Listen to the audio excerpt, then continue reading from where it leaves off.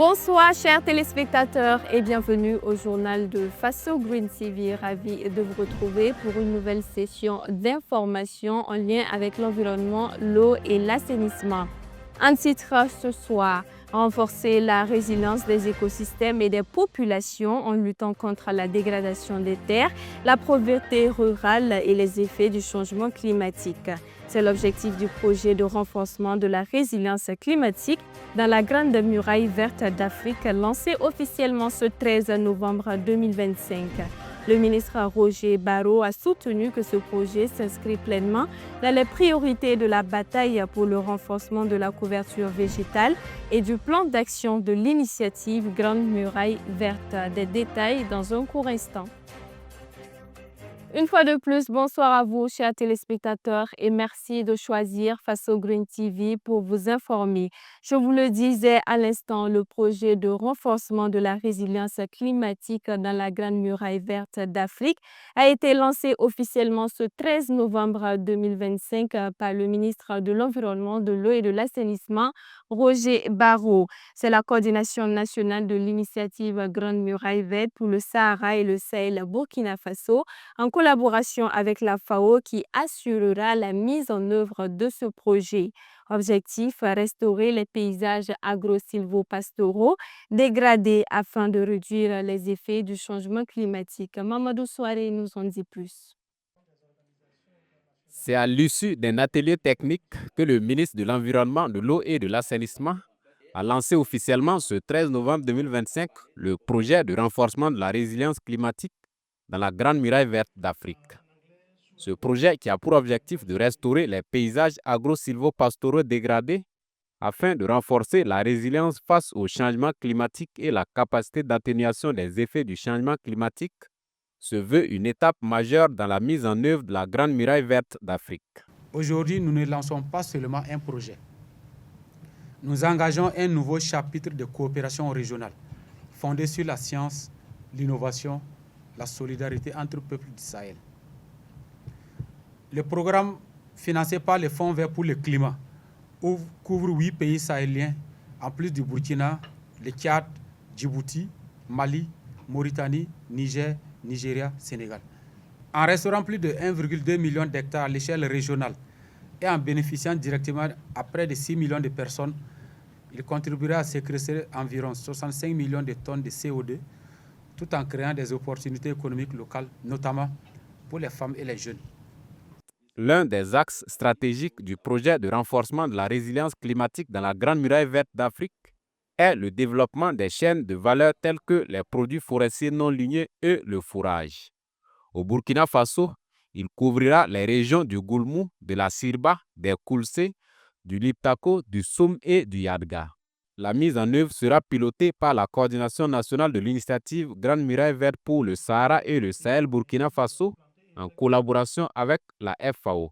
C'est un projet qu'on a conçu il y a quand même longtemps, mais ce qu'on a prévu, on a prévu des ateliers pour encore redéfinir le mode d'intervention du projet sur le terrain. Très bientôt, on aura des ateliers avec les différentes parties prenantes pour réajuster et proposer quelque chose qui soit le plus consensuel et le plus approprié pour une mise en œuvre efficace pour le Burkina. Il faut se dire qu'il y a 8 pays qui sont à l'intérieur.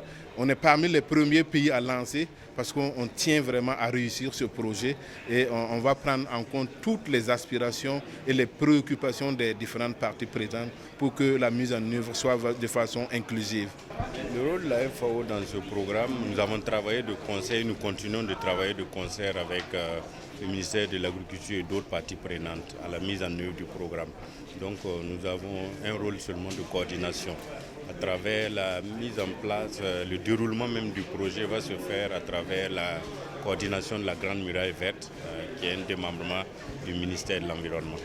D'un coût estimé à 150 millions de dollars américains sous forme de subventions, le projet de renforcement de la résilience climatique dans la Grande Muraille verte d'Afrique est prévu prendre fin en 2033, soit 8 années de mise en œuvre. Puis le service régional des polices de l'eau et de l'environnement sous l'égide de la Direction régionale de l'eau, de l'assainissement et de l'environnement du Kadiogo veille au respect des règles d'hygiène, de sécurité et d'environnement dans les entreprises. Depuis sa création par décret en décembre 2024, il a pu contrôler plus de 300 unités. Ce 14 novembre 2025, il a encore sacrifié à la tradition, nous dit Mamadou Souari. Entreprise spécialisée dans la fourniture d'équipements industriels, BIA, située dans la périphérie de Ouagadougou, reçoit la visite du service régional des polices de l'eau et de l'environnement du Kadiogo ce 14 novembre 2025. L'équipe conduite par le directeur régional de l'eau, de l'assainissement et de l'environnement du Kadiogo s'assure du respect des règles en matière d'hygiène, de sécurité et aussi d'environnement. Tous les compartiments sont passés au peigne fin. Même les documents sont vérifiés pour voir s'ils sont à jour. Beaucoup de bonnes notes pour BIA, mais des manquements relatifs à la contribution financière en matière d'eau et à l'avis de conformité ou de faisabilité environnementale ont été relevés. L'entreprise BIA, c'est un exemple. C'est un exemple, non seulement l'intérieur effectivement de l'unité est bien nettoyé, ça c'est le premier aspect.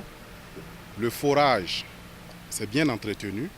Alors, mais il y a quand même des conseils effectivement que nous leur avons donnés en ce qui concerne effectivement les documents en matière d'environnement surtout.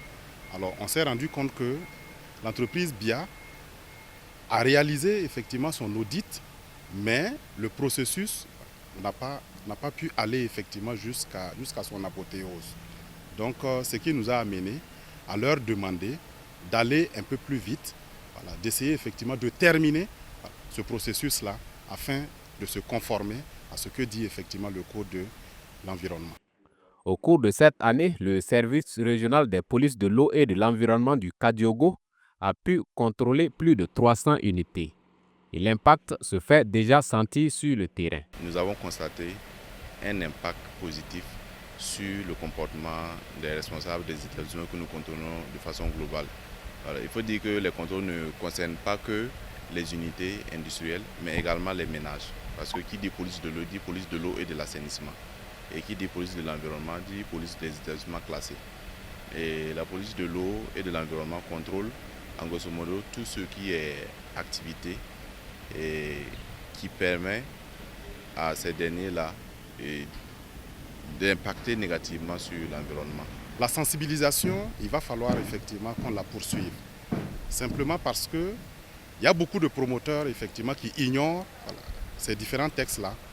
Alors, par contre, il y en a effectivement qui les connaissent bien, mais qui ont décidé de ne pas tout simplement se conformer, sous prétexte que c'est des fonds, en tout cas que cela demande, c'est des financements que ça demande. Donc, lorsque nous on tombe effectivement sur une situation de ce genre, on appelle effectivement l'intéressé dans nos services, on le sensibilise, on lui montre effectivement ce qu'il faut faire et on lui fixe également un délai effectivement pour pouvoir en tout cas se rendre conforme. En plus des établissements classés et des ménages, les contrôles des polices de l'eau et de l'environnement touchent également les stations, les unités de production d'eau préemballée, les fermes, les gares et bien d'autres. Présent dans le domaine de la vente des plantes depuis 1999, Yacouba Bagrian se promène dans les marchés de la capitale pour proposer à sa clientèle une diversité de plants. Passionné, amoureux des plantes, ce dernier brave les difficultés de la vie pour satisfaire sa clientèle. Une de nos équipes est allée à sa rencontre pour vous faire découvrir son activité et ses ambitions. Suivons son portrait dans cet élément de Bernardine Ouedraogo et Colette Silboudou. Dans l'effervescence du marché à travers les étals de légumes et des cris de commerçants, un homme se distingue avec sa charrette aux couleurs de la nature. Yacouba Bagayan, puisque c'est de lui qu'il s'agit, est un vendeur ambulant de plantes. Chaque matin, il quitte son lieu de production situé au quartier Kalpala puis se dirige dans des marchés de la capitale pour commercialiser ses plantes. Sa spécialité, ce sont surtout les plantes de légumes et de légumineuses. Dans sa charrette, environ une trentaine d'espèces différentes s'y trouvent. Je me promène dans tous les marchés de la place, comme Karpala, Parlayiri, Katria et Songnaba. Avec moi, vous pouvez trouver des pépinières de feuilles de patates, d'épinards rouges et simples, de moringa, de tomates, d'oignons, de piments et de citronniers, entre autres. Les prix varient entre 100 francs et 500 francs. Contrairement à la majorité des pépiniéristes qui restent sur place, ce vendeur de plants ambulants dit prendre du plaisir en se déplaçant, car l'occasion lui est donnée de prendre contact directement avec ses clients et toucher aussi un grand nombre de personnes, surtout celles amoureuses de plantes mais qui ne veulent pas se déplacer pour s'en procurer. En sillonnant les marchés pour vendre, j'arrive à rentrer directement en contact avec les clients. Je leur explique l'importance des plants, ce qui fait que souvent, j'arrive à convaincre des gens qui n'étaient pas forcément attachés aux plantes au départ. Il y a aussi des gens qui veulent des plantes mais ne savent pas où en trouver. En me voyant, ils viennent acheter directement. Peu importe où le client se trouve, tant qu'il veut des plants seulement, s'il m'appelle, je m'y rends. Aujourd'hui, c'est le marché de Katria qui est à l'honneur. Dès son arrivée, des clients affluent vers lui pour se procurer des plants. Dame Samiratou Giri et Dame Maïmunata Koro connaissent bien Yacouba Bagayan et ont l'habitude d'acheter ses plants. J'ai pris un pot de citronnier, de moringa et de patates. J'ai tout eu à 100 francs, à part le citronnier que j'ai payé à 500 francs CFA. Les prix sont vraiment abordables. Je le connais. Il vient régulièrement au marché ici et ses plantes sont bonnes. Aujourd'hui, c'est un plant de tomates que j'ai pris. Il m'a donné à 100 francs. Les tomates sont bonnes et ses feuilles également. N'ayant fait aucune formation en pépinière, Yacouba Bagayan a appris sur le tas la production et l'entretien des plantes. À l'entendre, il arrive à tirer son épingle du jeu. Une fois j'étais assis, même 100 francs je n'avais pas en poche. J'ai longuement réfléchi et j'ai décidé de commencer la vente des plantes. C'est de là que tout est parti. Et grâce à cette activité aujourd'hui, je me prends en charge et j'arrive à répondre aussi aux besoins de ma famille. Par jour, j'arrive à vendre au moins 10 000 francs. Donc, je rends grâce à Dieu. Comme dans toute activité, il dit rencontrer de nombreuses difficultés. Son souhait est d'avoir un tricycle pour pouvoir se déplacer avec un grand nombre de plants. Invite est donc lancé aux personnes de bonne volonté. Il n'y a pas de saut métier d'ici Yacouba Bagayan. Ce dernier invite donc tous les jeunes au chômage à ne pas hésiter d'embrasser ce domaine, car non seulement c'est un métier noble, mais aussi il nourrit son homme. Un tour d'horizon referme ce journal, chers téléspectateurs. Allons à la découverte des informations au ministère en charge de l'environnement et celui en charge de l'agriculture. C'est dans ce commentaire signé Coco Miesou.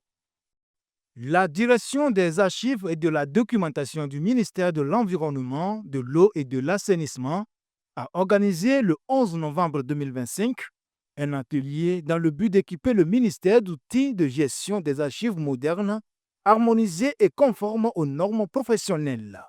Cet atelier est une étape importante pour améliorer la gestion des documents, renforcer la traçabilité des dossiers et faciliter l'accès aux informations.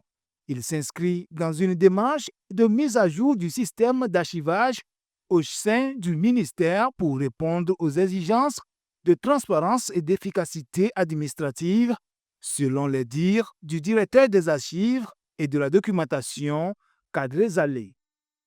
Au département en charge de l'agriculture, une session de formation a été initiée le 4 novembre 2025 à Ouagadougou au profit des acteurs de la chaîne d'approvisionnement en engrais dans le but de les informer sur les dispositions de la nouvelle loi numéro 010-2025-ARD promulguée le 4 juillet 2025 concernant la gestion et le contrôle des engrais au Burkina Faso. L'objectif est de garantir une meilleure compréhension et application des règles légales par l'ensemble des parties prenantes des producteurs aux distributeurs. Cette loi vise particulièrement à améliorer la qualité et la sécurité des engrais disponibles sur le marché, à protéger les agriculteurs et à promouvoir une agriculture durable. Animé par Prosper Zemba, directeur général des productions végétales, cette séance a souligné que cette réglementation contribuera à assainir le secteur des engrais,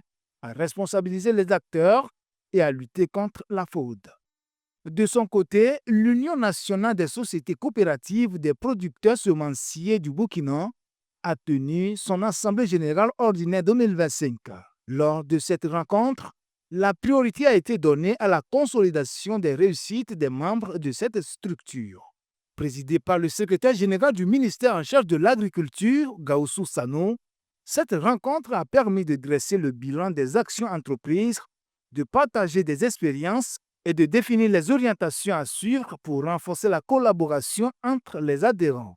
Les discussions ont essentiellement porté sur l'amélioration de la production de semences, la qualité des semences et le soutien apporté aux producteurs afin de garantir la sécurité alimentaire. Ainsi se referme ce journal, chers téléspectateurs. Merci pour votre constante fidélité au programme de Faso Greenet TV. Toute l'équipe vous souhaite un excellent début de week-end. Au revoir et à la semaine prochaine.